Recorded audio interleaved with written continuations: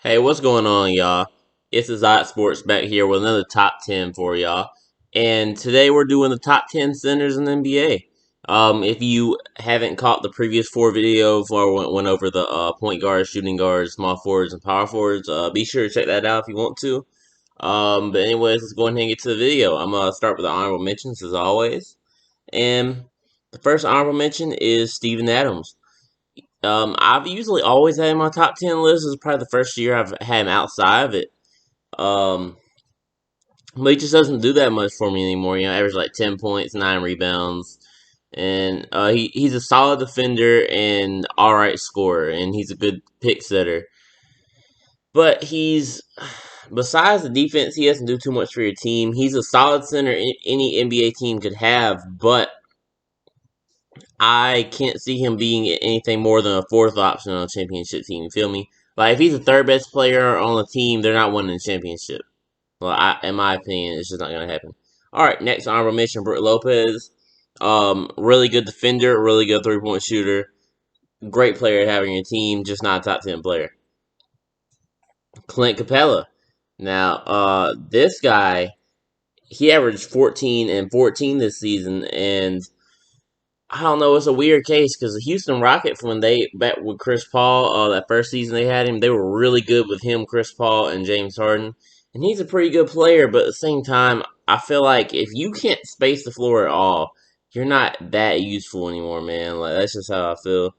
And I mean, I like his pick and roll game, his defense, and everything. Um, but he can't even hit a mid range jumper. I don't know. He doesn't do that much for me. His playmaking's kind of under par as well. But I think the Hawks still like to have him, definitely. But let's get into number 10. And number 10, I have Serge Ibaka. Now he had one of his best seasons of his career this year, and he was coming off an NBA championship and averaged 15 points and 8 rebounds. And he shot really good from three as well, about 38%. The past 2 or 3 seasons he hadn't shot that good from three. It kind of fell off from his OKC days, but I guess he was like, man, I'm getting a little bit older. I gotta get back in the gym, get that 3-point shot back up, and he's has a contract coming up pretty soon, or it might be this off season. I'm not sure, but I think it is, and he's definitely gonna be a highly coveted asset because he is a great defender as he's always been.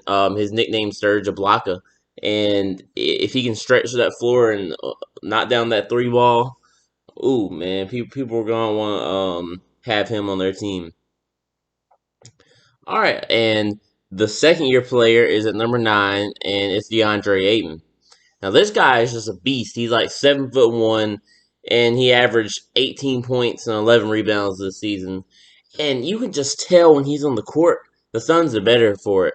Um, because outside of Booker, they don't really have anybody that's just a dominant talent.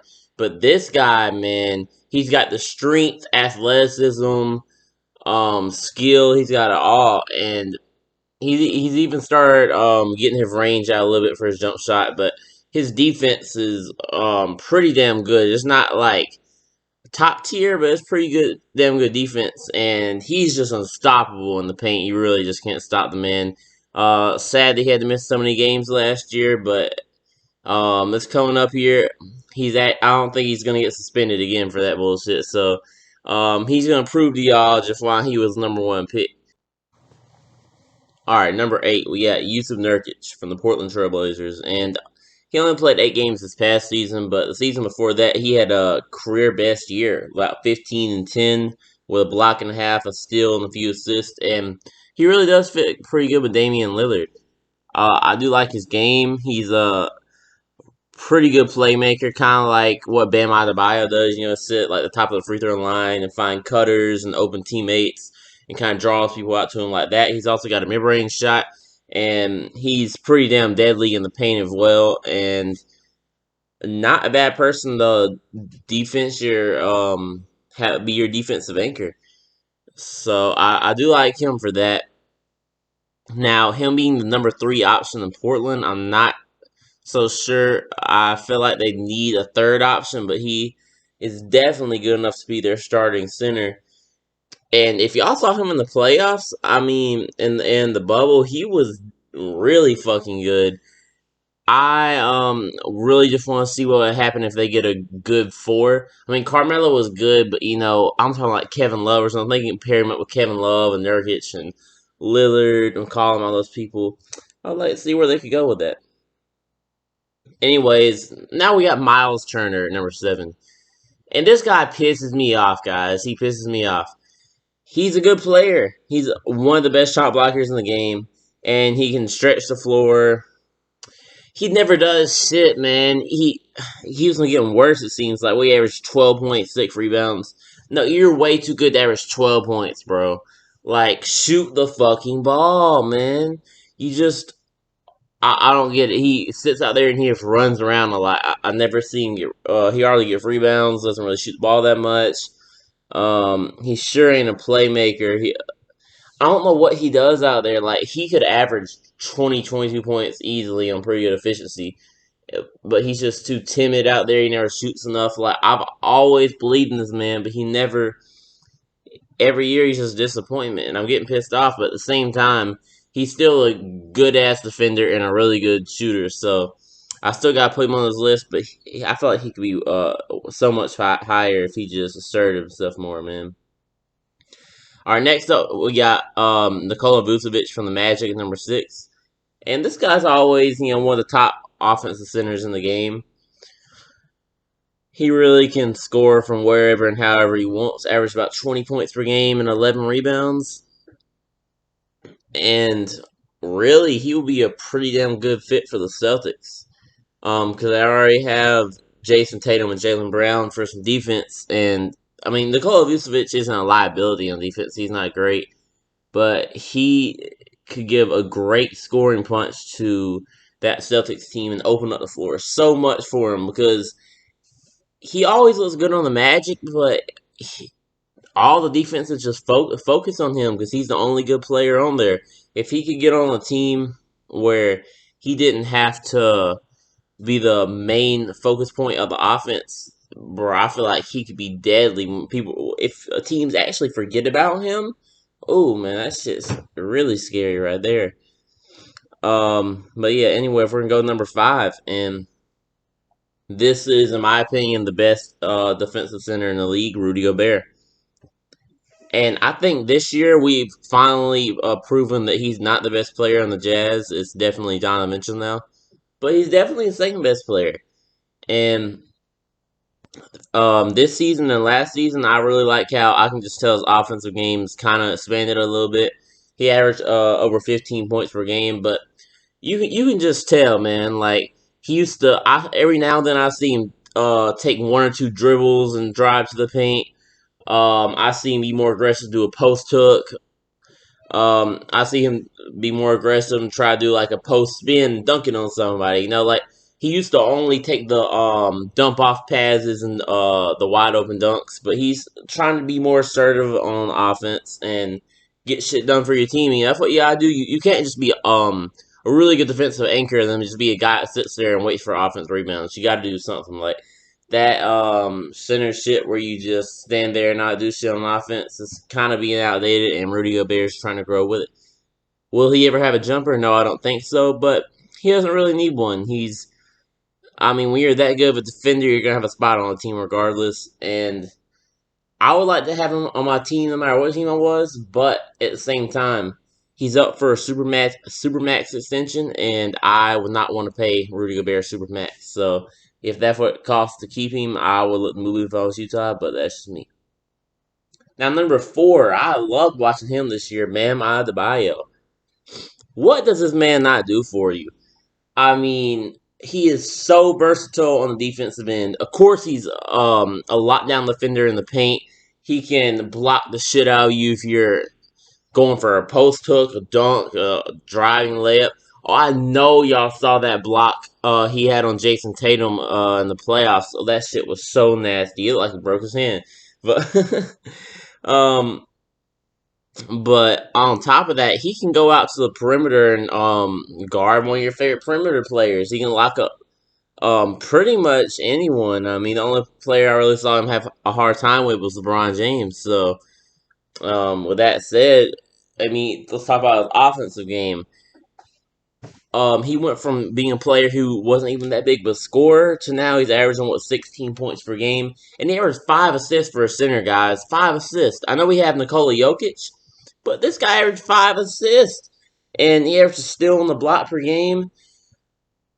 He just drew so much attention from the defense, man, and he has a pretty nice mid-range shot.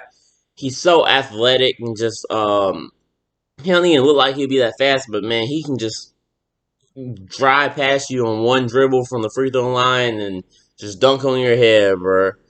I don't know. Him and Jimmy Butler just such a fun team to watch. I can't wait to watch them next year. I was already excited just to watch them before I even knew that Tyler Hero and Duncan Robinson was gonna be in. Then you have their cool ass Heat uniform, especially light blue and shit, bro. I want to watch every Heat game now, man. I'm a Wizards fan, but shit, they a fun ass team to watch. Let's get into number three. We have Karl Anthony Towns.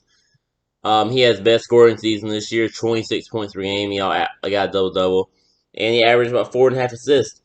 But this guy, he's the best shooting big man of all time already. Don't come at me, man. He shot 8 3-pointers per game, shot 41% on that. He can shoot off the dribble, catch and shoot.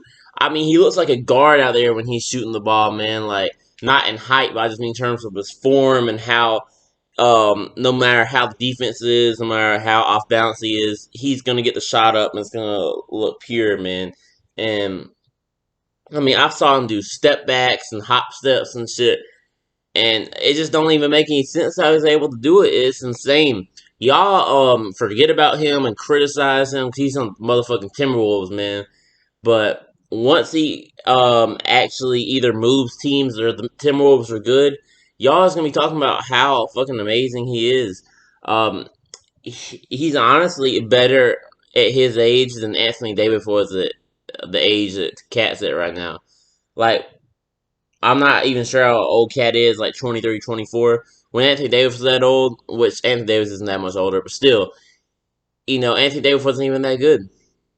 I think Karl Anthony Towns can be one of the best big men of all time. Definitely get him some help sooner than later. I would love for them to trade that number one pick, give them a third star. I want to see Cat in the playoffs.